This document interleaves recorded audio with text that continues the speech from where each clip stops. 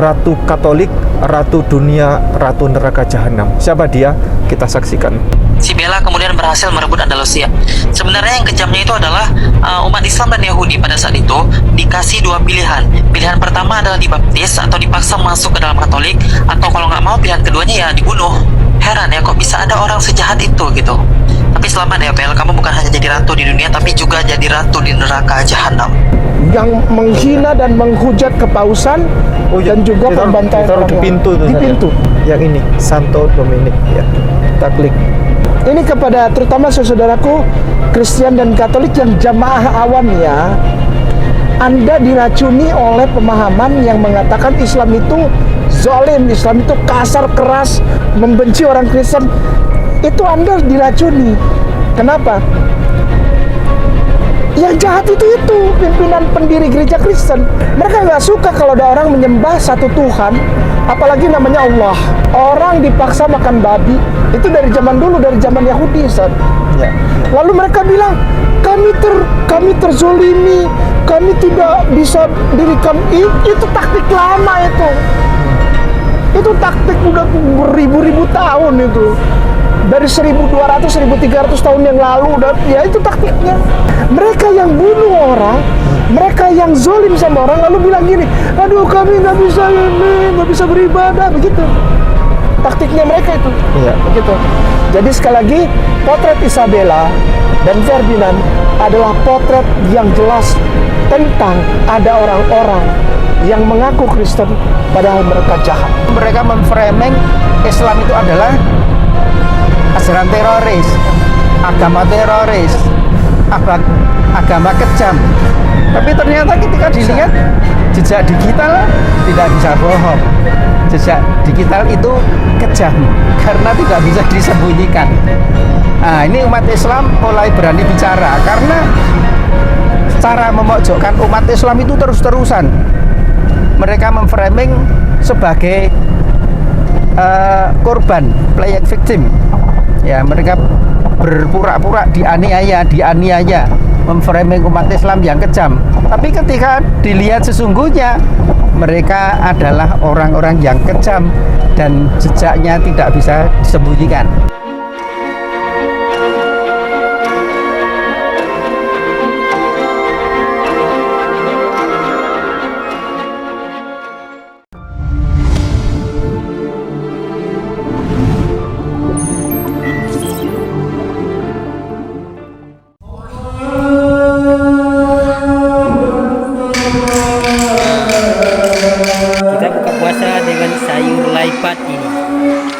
Lihatlah mereka, para mu'alaf di pedalaman, berbuka dengan makanan apa adanya. Karena untuk beli beras saja mereka tidak mampu. Ayo, dukung kami dalam kegiatan Ramadan bersama para mu'alaf binaan Mu'alaf Center Nasional Hagia Sophia yang ada di pelosok Nusantara. 1. Kegiatan buka bersama para mu'alaf binaan yang tersebar di berbagai daerah pelosok pedalaman. 2. Kegiatan bingkisan Ramadan untuk para mu'alaf du'afa yang tersebar di berbagai daerah pelosok pedalaman.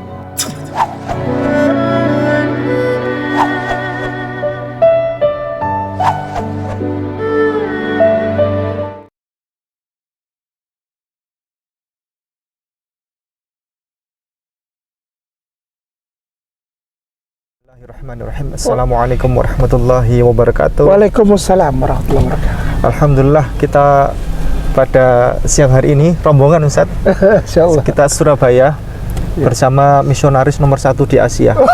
Ini samping kanan saya. Samping kanan saya lagi guru saya. Ini beliau misionaris ini. Misionaris tersembunyi kalau saya. Baik, kita membahas satu hal yang sering kali menjadi pokok pembahasan yang tidak sesuai dengan kenyataan, begitu, tidak sesuai dengan data fakta yang ada. Ini yang sering kali disampaikan oleh seorang Ratu Kumaila. Ini sekarang menjadi ratu liberalis ya. menjadi orang-orang yang selalu isinya menjelek-jelekan Islam. Saya tidak tahu apa motivasi saudara kita ini, Ya. Ananda Kumaila. Ananda Kumaila ini sekarang yang lagi rame, dan termasuk dari konten-konten yang awal dengan bersama Pak Adi Armando itu membahas tentang Islam identik dengan kekerasan dan seterusnya. Padahal itu tidak sesuai dengan data, dan termasuk ayat yang dibacakan itu juga ayat potongan yang belum selesai saja satu ayat tidak diselesaikan, hanya satu kalimat yang itu potongan, tidak selesaikan secara utuh pada satu ayat. Baik, kita akan membahas satu tema yang ini adalah kita mengungkap data sejarah. Apa itu? Ratu Katolik, Ratu Dunia, Ratu Neraka Jahanam. Siapa dia? Kita saksikan sebagai berikut. Ini pemirsa bisa ikuti. Ada ratu yang tega menghabisi ribuan umat Islam dan juga Yahudi pada akhir peradaban Andalusia. Jadi dia namanya Ratu Isabella. Dia ini merupakan ratu di kerajaan Kastil dan juga Leon. Sebelumnya aku menjelaskan dulu peta wilayah di mana Andalusia. Jadi Andalusia itu di bawah ini, sedangkan Castilla itu di atas nih, dan itu Leon di atasnya. Nah, jadi si Isabella dengan suaminya itu Ferdinand, dua iblis ini, mereka kemudian merebut Andalusia dari tangan Sultan Muhammad dengan kekuatan tentara yang sangat besar. Si Bella kemudian berhasil merebut Andalusia. Sebenarnya yang kejamnya itu adalah umat Islam dan Yahudi pada saat itu dikasih dua pilihan. Pilihan pertama adalah dibaptis atau dipaksa masuk ke dalam Katolik, atau kalau nggak mau pilihan keduanya ya dibunuh. Heran ya, kok bisa ada orang sejahat itu gitu. Tapi selamat ya Bel, kamu bukan hanya jadi ratu di dunia, tapi juga jadi ratu di neraka Jahanam. Ada sahabat kami, yakni Ibunda Dr. Nick di Surabaya. Beliau pernah keliling dunia ke sekitar 5 benua sudah dijelajahi, Ustaz. 5 atau 6 benua. Ya. Tapi ketika saya tanyakan negara mana yang paling terkesan, beliau menjawab negara yang paling terkesan dan tidak sampai terlupakan sampai sekarang adalah ketika beliau mengunjungi Andalusia, mengunjungi Spanyol di sana, Andalusia. Kenapa beliau terkesan? Beliau di sana menangis karena sedih. Ada suatu tempat di mana dulu masyarakat umat Islam hidup di sana dan menjadi mayoritas di sana. Masjid-masjid dan bangunan semuanya di sana itu kerajaan, istana yang megah milik umat Islam. Kemudian sekarang menjadi gereja, sekarang menjadi, dan seterusnya. Jadi melihat itu beliau terharu dan menangis, dan itu adalah bukti sejarahnya dan menyimpan rahasia lengkap bahwa dulu umat Islam dulu pernah dibantai di sana. Begitu. Dipaksa untuk masuk Kristen, yang tidak mau maka dibunuh, dihukum mati. Begitu. Kepada Ustadz Kainama, monggo Ustadz, langsung Ustadz tolong dijabarkan tentang Apa? Isabella ini, Mbak Bella yang Ratu Katolik, Ratu Dunia, Ya. Ratu Neraka Jahanam. Baik, syukron. Bismillahirrahmanirrahim. Assalamualaikum warahmatullahi wabarakatuh. Satipung syukron, Ustadz Abah Aziz, Ustadz dari Pondok, Ya. disayangin dan diberkahi Allah. Ya. Syukran katsiran. Maksudnya gini, yang sekarang beberapa tahun belakangan ini, ya Abah Aziz ya, 2 atau 3 tahun belakangan ini, begitu gencarnya disebar satu pemahaman gitu, Ya. seperti di brainwashing itu masyarakat di Republik Indonesia. Apa di brainwashingnya?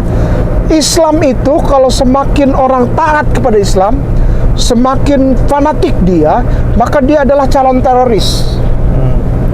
Orang yang lebih sering berkumpul di pengajian-pengajian, ikut dengan para syekh, para mu'alim, itu kemungkinan besar mereka adalah orang-orang radikal, gitu kan? Ya. Terutama anti-Kristen. Ya. Kristen dibilang terzolimi di Indonesia.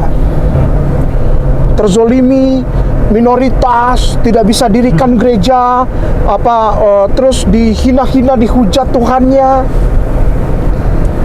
Ini pemutarbalikan fakta. Ya. Jadi seperti pola berpikir orang dengan kenyataan itu dibalik. Ya. Siapa punya kerja? Kristen. Mereka masuk ke sendi-sendi, baik itu sosial, ekonomi, pendidikan, budaya, masuk mereka. Menanamkan paham-paham seperti ini. Jahat ini orang-orang ini dari luar. Sehingga warga negara Indonesia yang Kristen dan Katolik termakan itu dan juga meresap ke dalam pemahaman umat Islam yang awam. Yang awam. Apalagi yang liberal, anak-anak muda kita sekarang, muslimin wal muslimah muda nih, yang masuk ke wilayah liberal, ada istilah agnostik, ada istilah Islam apa yang abangan, ada Islam yang moderat, Islam orientalis. Padahal dulu-dulu nggak ada istilah itu, nggak ada. Dan kekristenan, kekatolikan dengan Islam itu baik di dalam hidup Bhinneka Tunggal Ika. Ada yang jahat ini yang masuk, tidak suka melihat kerukunan antar umat beragama di Republik Indonesia. Membangun kisah-kisah tentang betapa jahatnya Rasulullah, betapa kejamnya Rasulullah, betapa bengisnya ayat-ayat suci Al-Quranul Karim terhadap orang-orang Kristen katanya. Lihat orang Kristen kafir, potong lehernya, ada di Al-Quran. Ini dusta. Orang-orang yang ngomong begini dusta dan sudah sepantasnya mendapatkan hukuman publik gitu. Hukuman publik itu apa? Dikucilkan. Jadi jangan lagi angkat-angkat dia atau karpet merah buat dia, jangan. Kenapa? Dia makin terkenal makin enak dia. Dia nggak peduli dipuji atau dihujat. Orang itu asal disebutkan namanya senang. Gitu. Baik. Kembali lagi. Poin hari ini adalah insyaallah tentang apakah benar bahwa yang diberitakan di luaran, apalagi di Republik Indonesia ini, bahwa Islam itu penuh dengan kekerasan, agama perang. Kalau ngeliat orang kafir, potong gitu kan. Itu fitnah. Begini, sebelum kita masuk ke Isabella dan Ferdinand, begini, pada tahun 2017 ada konferensi ilmuwan terbesar itu yang ada di Austria. Dan di dalam seminar itu datang seorang pembicara tamu, guest speaker gitu, sebagai keynote speaker dibilangnya, keynote speaker. Sebagai keynote speakernya seorang profesor doktor berdarah Yahudi, dan ternyata beliau juga seorang rabi, namanya Moshe Sharon. Dia bilang apa? Dia bilang begini, Islam adalah agama yang memerdekakan. Sekali lagi, memerdekakan. Islam is liberating religion. Islam is not conquering religion. Islam bukan negara yang menjajah atau yang menyerang, tapi Islam adalah liberating. Islam adalah memerdekakan, membebaskan. Dan itu dia tunjukkan bukti-buktinya. Dan ini orang Yahudi. Lalu dia tunjukkan waktu itu tentang bukti Holocaust. Holocaust itu, semua orang Yahudi yang ada di tanah-tanah yang kira-kira mereka akan dibantai, itu memilih ke Turki, sasaran utamanya. Selain Turki siapa lagi? Negara-negara Islam. Kenapa? Mereka aman di negara Islam. Larinya Ustadz ya? Larinya. Jadi mereka diusir, dibantai, terus yang sehingga mereka berlarian ke sana kemari, mereka larinya ke Turki. Sasaran utama Turki. Jika tidak bisa masuk Turki, cari negara Islam terdekat. Itu polanya ketika terjadi Holocaust. Kenapa? Karena dan Holocaust itu pelakunya bukan orang Islam Ustaz ya? Oh bukan. Gini, ini enggak, biar generasi Z terutama yang belum tahu, ini Gen Z Ustaz. Gen Z belum tahu Holocaust itu apa. Itu pelakunya bukan orang Islam. Holocaust itu pembantaian orang Yahudi oleh Nazi Jerman. Adolf Hitler. Hitler apa? Katolik. Ya. Dan tapi sayangnya Ustadz Abah Aziz, saya mau masuk ke sini. Holocaust itu terjadi di negara-negara Eropa, termasuk negara besar Rusia, Belanda, Jerman, Austria, Swedia, dan negara-negara Benelux lainnya. Dan di setiap negara Benelux, terutama di Belanda, Ya. di Belanda itu Muslim Belanda yang adalah orang-orang Turki itu pasang badan untuk melindungi orang-orang Yahudi dari kejaran-kejaran Nazi, tentara SS, Heil Hitler itu. Ya. Kepada Gen Z nanti baca lagi ceritanya.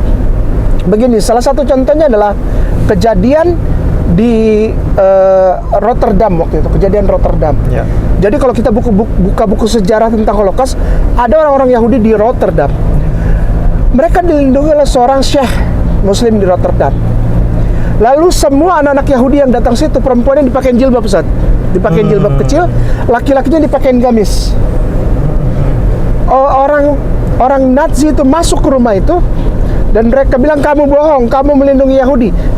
Semua anak Yahudi akan kita bakar hidup-hidup sekarang, dan termasuk kamu dan keluargamu beserta anakmu. Terus dia bilang, buktikan bahwa saya ada anak Yahudi di sini. Itu kan ayat Al-Quran, Ustaz. Ya. Dan hadis Rasulullah yang luar biasa, Ya. yaitu apa? Ketika engkau melindungi orang pada saat perang, itu boleh berbohong, ya kan? Bukan boleh berbohong apa? Bukan. Maksudnya ini keadaan perang ini. Ya. Masa kita tega ngeliat anak itu digorok di depan kita, kan enggak kan? Lalu keluarkan anak-anak itu, keluarkan, mereka udah pakai jilbab. Nah, anak-anak Yahudi itu biasa baca Torah yang disadur dalam bahasa Arab, kan hurufnya nggak jauh. Ya dia baca lah. Tentara SS, tentara Heil Hitler itu, iya kan, kalau kamu memang Muslim, ambil Al-Quran. Ya anak-anak itu tenang aja, tidak ada rasa takut ya. Gimana ya, udah biasa. Baca Targum Razak ya, tafsir Razak, Rabai Saadia Gaon. Kan itu huruf Arab. Ya. Huruf Ibrani tapi bacanya Arab. Jadi begitu kena huruf Arab ya udah biasa. Ya. Bahkan ada Torah dalam huruf Arab yang dibacakan contohnya oleh kita punya Moreh Menachem Ali. Ya. Beshem Adonai Arhamah. Ya kan, itu udah biasa mereka. Dibuka sama tentara Jerman. Ya anak itu baca dengan ringan. A'udzubillahi minasyaitonirrajim. Bismillahirrahmanirrahim. Ini tadi dipakein itu kan, mereka kan kalau anak Yahudi dipakein kayak selempang kapten lalu ada tanda bintang Daud. Iya. Ditandain. Loh, tadi saya lihat ini anak ini. Tapi kok dites satu-satu bisa semua. Bukannya acak. Baca. Ya nggak pusing. Yahudi. Inilah bedanya antara agama monoteisme dengan agama non-monoteisme. Artinya, ada agama samawi yang benar dan ada agama yang bukan agama samawi. Kenapa? Beda. Kenapa? Pasti yang agama monoteisme samawi itu pasti ada beberapa sisi yang gitu. Ya. Yang nyambung, yang tidak bisa dipisah. Di negara kita, mulai sejak kecil anak-anak usia SD, SMP, SMA itu selalu diberikan pemahaman, terutama di pelajaran agama ya, atau di pelajaran pelajaran PPKN atau agama ya. Ada pelajaran agama Islam terutama. Disebutkan di situ agama samawi, Islam, Yahudi, Kristen. Ya. Itu selalu. Jadi yang disampaikan di pelajaran di negara kita ini, agama samawi itu ada 3. Yang lain itu agama ardi katanya. Jadi agama samawi itu Islam, Yahudi, Kristen. Tapi itu ternyata kalau kita runtut pemahaman tentang agama samawi itu lain itu ternyata. Itu tidak benar. Coba Ustadz Ke. Ya, baik, kita lanjut dulu ya. Masalah agama samawi itu gampang ngeceknya. Dia klop nggak? Dia seperti mata rantai nggak? Iya. Atau Anda ada di luar rantai itu? Kalau Anda ada di luar ya Anda bukan agama samawi. Baik. Kita kembali dulu ke Isabel dan Ferdinand ini kan. Jadi Ustadz Abah Aziz juga dan Ustadz Ipung, Adolf Hitler melakukan satu seperti apa ya, genosida kepada umat orang-orang Yahudi, itu sebetulnya tertrigger atau terpicu oleh tulisannya Martin Luther. Tulisannya Martin Luther. Ustadz kalau bisa ketik bisa. 38, nanti pemirsa bisa ikutin. Ya. Ada buku-buku serta poin-poin quoting. Ya. Itu dari Martin Luther. 38 spasi. 38 Iya. spasi. Ridiculous, tulisannya ridiculous. Ridiculous thing. Ridiculous spasi THING. Ridiculous thing Martin Luther ever wrote. Pemirsa nanti bisa buka ini. Ini dari Santo Dominik. Webnya Santo Dominik. Webnya ini adalah web Catholic. 38 ridiculous thing Martin Luther wrote. WROTE. Rute. Yang mana? Iya itu. Santo Dominik atas. Ya, jadi yang muncul ini nanti. Silakan. Ya, seperti ini. Yang atas ini Ustaz ya. Iya. Ini. Ya, Santo Dominik. Oke. Baik. Kita klik yang ini ya, Iya. pemirsa. Saya cerahkan biar enak. Yang ini, Santo Dominik ya. Kita klik. Bismillah biar lancar. Lancar kok. Nah, Nah itu yang lagi pegang Martin Luther itu. wih. Ini nih. Iya. Baik. Oke. Mana yang bisa saya Martin Luther. Dia pegang martil. Ini lukisan ini diadaptasi dari kejadian sebenarnya. Ini. Ketika justru dia menghancurkan pintu katedral di Jerman. Dia paku itu tulisan tesisnya dia. Yang menghina dan menghujat kepausan dan juga pembantaian ditaruh orang di pintu tuh, di Ustaz, pintu. Tapi yang top 95 tesis. Baik, cari ke bawah nanti ada Jewish. Martin Luther and Jewish. langsung terjemahkan. Oke. Silakan. Nomor 22. Iya. Jadi ambil pemirsa yang nomor 22 ini ya. Jadi langsung saya klik terjemahkan dari bahasa Inggris ke bahasa Indonesia. Ya. Saran saya, seperti yang saya katakan sebelumnya adalah, pertama, bakarlah sinagog mereka dan semua orang yang mampu melempar belerang dan alangkah itu ya, dan ya. Alangkah baiknya jika seseorang juga dapat melemparkan api neraka. Kedua, singkirkan semua buku mereka, buku doa mereka, tulisan Talmud mereka, juga seluruh Alkitab tanpa menyisakan satu lembar pun, dan simpanlah buku-buku ini untuk mereka yang mungkin bertobat. Ketiga, mereka dilarang dengan ancaman hukuman mati untuk memuji Tuhan, mengucap syukur, berdoa, dan mengajar di depan umum di antara kita dan di negara kita. Keempat, mereka dilarang mengucapkan nama Tuhan di depan telinga kita, karena kita tidak dapat mendengarkan atau menoleransi hal ini dengan hati nurani yang baik. Barang siapa mendengar nama ini dalam kurung Tuhan dari seorang Yahudi, harus memberitahu pihak berwenang atau melemparkan kotoran kepadanya ketika ia melihatnya dan mengusirnya. Tanda kurung Rev. Martin Luther on the Jews and their lies. Diterjemahkan oleh Martin H.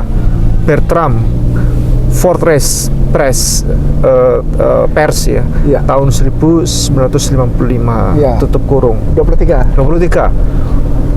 Tanda petik buka. Bakar sinagog mereka, larang mereka melakukan semua hal yang telah saya sebutkan di atas, paksa mereka bekerja dan perlakukan mereka dengan segala macam kekerasan, seperti yang dilakukan Musa di padang gurun dan membunuh 3.000 orang. Wah, ini menistakan Nabi Musa ini. Jika itu tidak ada gunanya, kita harus mengusir mereka seperti anjing gila, agar kita tidak ikut ambil bagian dalam penghujatan mereka yang keji dan semua kejahatan mereka, dan agar kita tidak pantas mendapatkan kemarahan Tuhan dan dikutuk bersama mereka.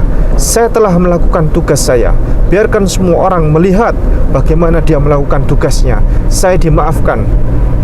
tanda kurung ref titik tentang orang Yahudi dan kebohongan mereka, dikutip oleh O'Hare dalam fakta-fakta tentang Luther, Tanbooks tahun 1987 halaman 290. Ya.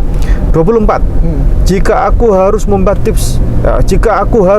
membaptis seorang Yahudi, aku akan membawanya ke jembatan Elbe, menggantungkan batu di lehernya dan mendorongnya dengan kata-kata, aku membaptismu dalam nama Abraham, dalam kurung ref titik Grisar. Parah.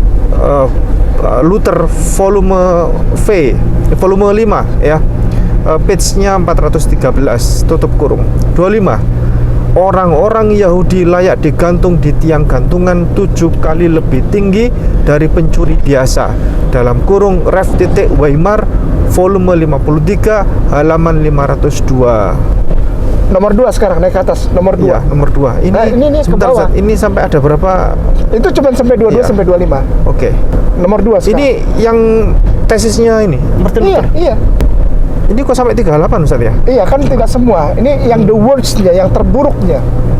Ngeri ya tesisnya ya. Iya. Saya dulu penasaran tesisnya Martin Luther kayak Nomor 2, apa ya. nomor 2. Nomor 2. Iya. Kristus pertama-tama melakukan perzinahan dengan para wanita di sumur yang diceritakan oleh Ulang, Santo Ustaz. Yohanes. Hafan. 2 ya, nomor 2 ya. Iya. Buka tanda titik buka. Ya. Kristus pertama-tama melakukan perzinahan dengan para wanita di sumur yang diceritakan oleh Santo Yohanes. Bukankah semua orang di sekitar Yesus ya, berkata, apa yang telah dia lakukan padanya? Kedua, dengan Maria Magdalena. Dan ketiga, dengan para wanita yang kedapatan berzina yang dia abaikan begitu saja. Jadi, bahkan Kristus yang begitu saleh pasti bersalah melakukan perzinahan sebelum dia mati. Tanda kurung ref Trishredden edisi Weimar volume 2 halaman 107. Sungguh penghujatan yang besar dari seorang pria yang dianggap sebagai pembaru besar. Ya, tutup kurung. Begitu. Ustaz. Iya. Martin Luther malah ini ya, benci Jadi kepada Yesus ya. Jadi jangan bilang umat Islam benci orang Kristen, umat Islam menghina Yesus yang orang Yahudi, umat Islam membenci orang Yahudi, umat Islam itu zolim kepada orang Kristen. Hey, come on. Ya, dengan bersenjatakan ini kepada terutama saudaraku Kristen dan Katolik yang jamaah awam ya. Anda diracuni oleh pemahaman yang mengatakan Islam itu zalim, Islam itu kasar, keras, membenci orang Kristen. Itu Anda diracuni. Kenapa? Yang jahat itu pimpinan pendiri gereja Kristen, namanya Martin Luther. Ada satu buku khusus Martin Luther, bukunya dia tulis khusus untuk menghina dan menghujat paus atau pope. Ya, jadi judulnya The Blasphemy of Luther untuk pope. Penghujatan Luther untuk pope. Itu lebih banyak lagi, Ustaz. 102 poin. Poin banyak banyak banget. Dan paus itu atau pope, pimpinan tertinggi umat Katolik, habis dihina sama dia. Habis. Jadi, nah sekarang kita kembalikan kepada Isabella dan Ferdinand. Iya. Mereka biasa melakukan itu, membantai orang itu biasa. Membantai umat Islam biasa. Sebagaimana umat-umat ini, umat Kristen dan Katolik ini kok kata-katanya Ustadz kayak kasar. Enggak, ini enggak kasar. Ini memang keadaan yang sebenarnya. Ya. Ini sejarah. Mereka terbiasa membantai orang atau genosida. Sebagaimana, jadi jangan kaget, pemirsa muslimin wal muslimah rahimakumullah. Jangan kaget kalau dengar tadi ada anak muda menyatakan Isabella dan Ferdinand membantai ribuan, itu totalnya bahkan 14.000. Dikasih topinya kerucut, topi Pileus itu kerucut untuk umat Islam yang murtad. Dia bilang Oke, ada orang-orang Islam pada saat itu Ustaz yang murtad. Oh ya, kamu boleh tinggal di sini asal kamu masuk Kristen. Iya, aku masuk Kristen. Dikasihlah topi. Padahal orang-orang yang pakai topi itu dibantai belakangan. Belakangannya dibantai juga, tetap aja begitu. Lalu ada peristiwa di mana Isabel dan Ferdinand bilang katanya, kami menyiapkan 2 kapal untuk muslimin pergi ke arah negara Islam terdekat. Orang-orang perempuan, tua, muda, bayi, anak-anak, laki-laki, perempuan naik ke kapal. Kapal nggak berangkat, pegawai kapal turun, ABK turun, kapal dibakar. Kapal dibakar. Ratusan itu yang mati satu saat itu. Isabel rela membakar kapalnya sendiri, udah ya. Lalu yang terakhir, mereka terbiasa melakukan pembantaian saat nanti yang disalahkan Islam. Nah, contoh saja 2 Makabe 7. 2 Makabe 7. Seorang ibu dengan 7 anak dia. Iya, betul. Udah biasa mereka. Mereka nggak suka kalau ada orang menyembah satu Tuhan, apalagi namanya Allah, Elohim, nggak suka aja. Pengennya bawaannya pengen bunuh aja. Iya itu. 2 Makabe 7. Orang nggak makan babi, nggak suka dia ngeliatnya. Orang nggak suka minuman keras, nggak suka. Maunya yang sama seperti mereka. Silakan Ustaz. Masih proses jaringannya. Jadi kitab Makabe itu adalah kitab yang tidak diakui oleh Protestan. Jadi yang tidak mengakui itu Martin Luther dulu ceritanya. Jadi itu adalah sampai saat ini kitab Makabe dipakai oleh saudara kita dari Katolik. Yang atasnya? Yang ini aja. Oke. Yang mana Ustaz? Ya dari satu aja baca. Ya. Seorang ibu dan anak-anaknya dibunuh karena iman mereka. Ini judul perikopnya seperti ini ya. Jadi kalau ada kisah begitu, itu judul besarnya dicantumkan di atas, namanya perikop. Oke. Suatu kejadian yang lain melibatkan seorang ibu yang ditangkap bersama-sama 7 orang anak lelakinya. Dengan perintah raja mereka disiksa dengan cambuk dan rotan untuk memaksa mereka makan daging babi. Lalu seorang dipaksa makan daging babi. Ya. Lalu seorang antara mereka yang menjadi juru cakap berkata, "Apakah yang Tuanku inginkan daripada kami? Kami lebih suka mati daripada melanggar hukum nenek moyang kami." Ya. Yang ketiga sekarang, apabila mendengar perkataan itu, raja murka sekali. Baginda memerintahkan supaya belanga besar dan kuali-kuali dipanaskan. Sesudah dipanaskan, Baginda memerintah supaya lidah juru cakap itu dipotong, kulit kepalanya dikupas, dan tangan serta kakinya dipenggal dengan disaksikan oleh ibu dan keenam orang saudaranya. Sesudah dikudung seluruhnya, raja memerintahkan supaya dia hidup-hidup digoreng di dalam kuali. Sementara uapnya mengepul, ibu dan saudara-saudaranya saling memberi semangat supaya mati secara perwira. Kata mereka, Tuhan Allah melihat kita dan memahami penderitaan kita. Kita tahu hal itu daripada nyanyian Musa mengecam orang yang murtad. Kata Musa, Tuhan mengasihani orang yang mengabdi kepadanya. 7. Ya, sampai situ sudah bagus. Kesannya lebih parah soalnya. Lebih parah Ustaz. Lebih parah. Ya. Orang dipaksa makan babi itu dari zaman dulu, dari zaman Yahudi Ustaz. Ya. Lalu mereka bilang, kami terzolimi, kami tidak bisa dirikan. Itu taktik lama itu. Itu taktik udah beribu-ribu tahun itu. Dari 1200, 1300 tahun yang lalu udah, ya itu taktiknya. Isabella kan 15-an atau tahun berapa itu? Tahun 1500, abad 15, abad 16 mungkin ya. Itu udah biasa mereka lakukan. Mereka yang bunuh orang, mereka yang zolim sama orang, lalu bilang gini, aduh kami nggak bisa beribadah, begitu. Taktiknya mereka itu, begitu. Jadi sekali lagi, potret Isabella dan Ferdinand adalah potret yang jelas tentang ada orang-orang yang mengaku Kristen padahal mereka jahat. Demikian Ustaz. Ya. Jadi begini. Ada ini nanti saya serahkan ke. Ya. Baik. Sekarang kita lanjut. Ustaz Aziz memberikan komentar tentang ratu dunia dan ratu neraka jahanam tadi. Ya. Bismillahirrahmanirrahim. Assalamualaikum warahmatullahi wabarakatuh. Waalaikumsalam warahmatullahi wabarakatuh.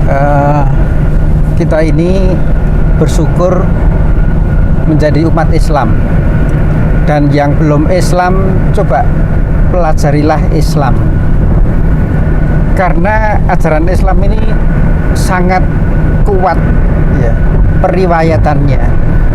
Jadi salah satunya sabda Nabi Muhammad Sallallahu Alaihi Wasallam. Ajaran Nabi Muhammad ini betul-betul ditaati oleh umat Islam. Man kadzdzaba alayya muta'ammidan falyatabawa maq'adahu minan nar. Barang siapa berbohong tentang aku Muhammad ya. Jadi kita nggak boleh berbohong, itu sudah diwanti-wanti Nabi Muhammad. Barang siapa yang berbohong tentang aku dengan sengaja, maka bersiaplah dia duduk di kursi di neraka, di kursi yang terdiri dari api neraka. Maka umat Islam ini sangat tidak berani bercerita bohong tentang Nabi Muhammad, apalagi tentang kitab suci dari Allah Subhanahu wa Ta'ala.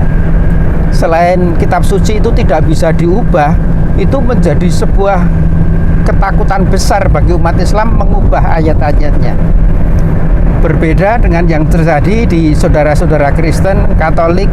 Kita lihat berkali-kali kitab sucinya diubah-ubah. Tentang Yesus ceritanya seperti itu, yang menurut kami tidak layak seorang nabi, seorang Yesus yang terhormat diceritakan dengan cerita-cerita yang tidak terhormat dalam Bible. Nah, kembali ke Isabella. Isabella ini kan seorang Katolik ya. Seorang yang mempunyai kitab suci yang menjadi pedoman hidup. Nah, kalau kitab suci sendiri di dalamnya ada kekejaman-kekejaman, maka tidak salah juga kalau umatnya, pemeluknya melakukan hal-hal yang sangat sadis ya. Seperti binatang dibunuh, anak-anak dibunuh, dikumpulkan, itu kan ada di dalam 1 Samuel Bible itu ya. Bisa dibaca di 1 Samuel 15 ya. Itu kekejian-kekejian yang ada di sana. Sedangkan umat Islam ini yang diajarkan Nabi Muhammad Sallallahu Alaihi Wasallam, itu pendeta itu nggak boleh dibunuh, nggak boleh disakiti. Anak-anak, perempuan, bahkan dalam situasi perang pun, ketika mereka masuk ke dalam gereja, mereka dijamin keselamatannya. Nah, ini berbeda dengan pemeluk agama Katolik yang dalam hal ini kita lihat Ratu Isabella ya. Dia menyediakan kapal ya, umat Islam atau mungkin juga orang Yahudi di situ yang tertekan berhari-hari kelaparan, disediakan kapal kalau mau pergi. Begitu masuk kapal, kapalnya dibakar. Ini kan kekejian yang luar biasa ya. Nah, beruntunglah umat Islam, beruntunglah manusia-manusia yang terpanggil mempelajari Islam dan akhirnya menjadi Islam, karena kalian betul-betul masuk agama kasih yang sebenarnya. Nah, bukan kasih dalam mulut, tetapi menfitnah di belakang. Kita lihat kasus STT Nias ya. Kita heran umat Islam Indonesia, bangsa Indonesia yang Bhinneka Tunggal Ika, yang sejak dulu kerukunan itu terjalin. Bagaimana Islamofobia itu demikian kuat di Indonesia. Ternyata kami melihat, meskipun contohnya baru satu sekolah tinggi teologi yang ternyata di dalamnya itu pelajaran Islamologi, itu bukan mempelajari tentang Islam, tapi bagaimana cara menghujat agama Islam. Ini kan mengerikan sekali. Yang katanya agama kasih, tapi isinya hujatan-hujatan. Silahkan lihat di podcast-podcast Muslim. Tidak ada hujatan, itu nggak ada ya. Jadi bicaranya santun dengan data dan tidak ada kekejaman di sana. Karena umat Islam ini sangat taat kepada ajaran Nabi Muhammad SAW. Kanjeng Nabi bersabda, "Man kana yu'minu billahi wal yawmil akhir falyakul khairon aw liyasmut. Perhatikan para apologet Islam, dia akan bicara yang baik atau diem, karena perintahnya Nabi seperti itu. Barang siapa yang beriman kepada Allah dan hari akhir, maka hendaklah dia bicara yang baik, atau kalau nggak bisa bicara yang baik, diem saja. Nah, inilah yang menjadi panutan utama umat Islam. Dalam berperang tidak boleh menyakiti anak-anak, wanita, pendeta, pastor, itu selamat, tidak akan ikut perang. Gedung-gedung tidak boleh dirobohkan, air tidak boleh diracun, dan seterusnya. Nah, beda dengan apa yang kita lihat dengan Hitler, yang kita lihat dengan Isabella.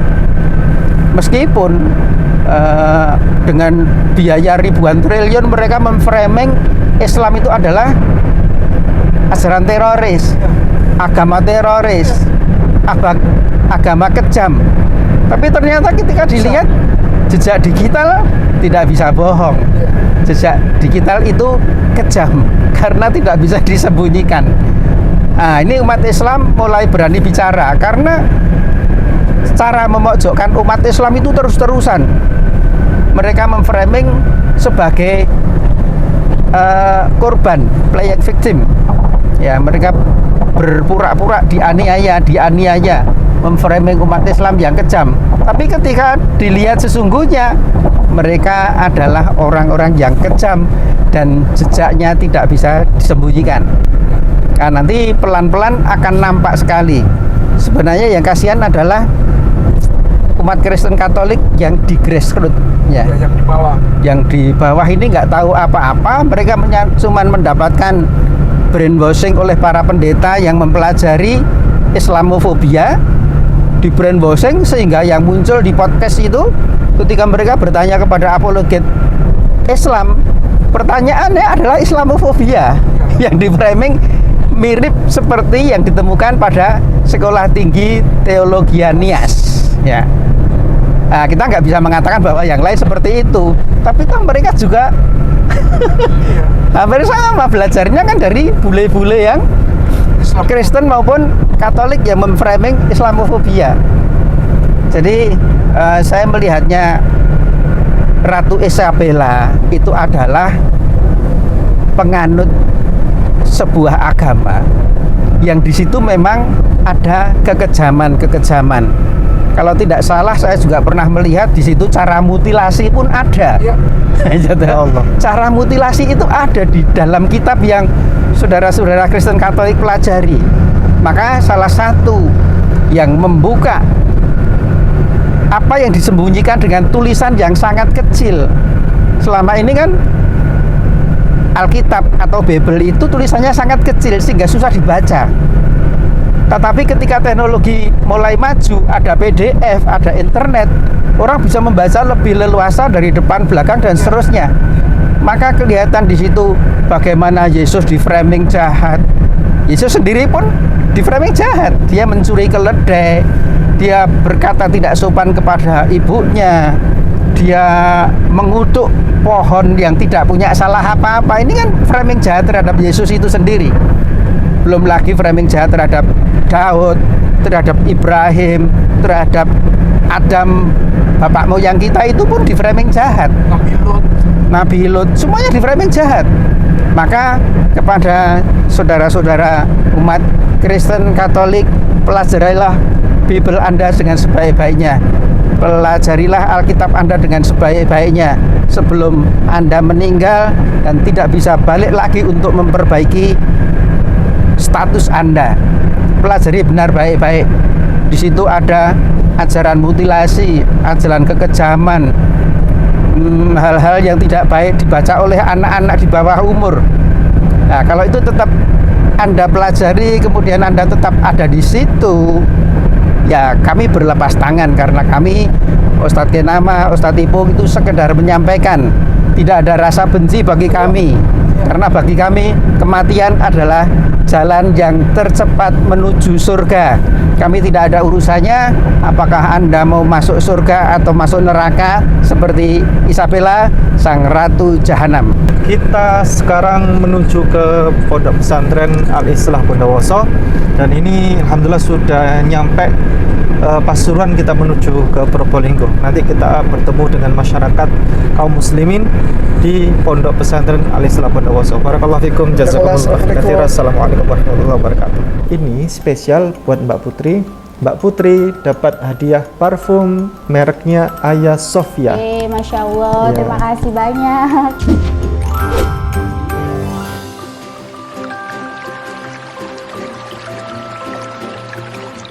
Parfum Aya Sofia itu ada 3 varian. Ini spesial buat Mbak Putri, aromanya aroma Eropa.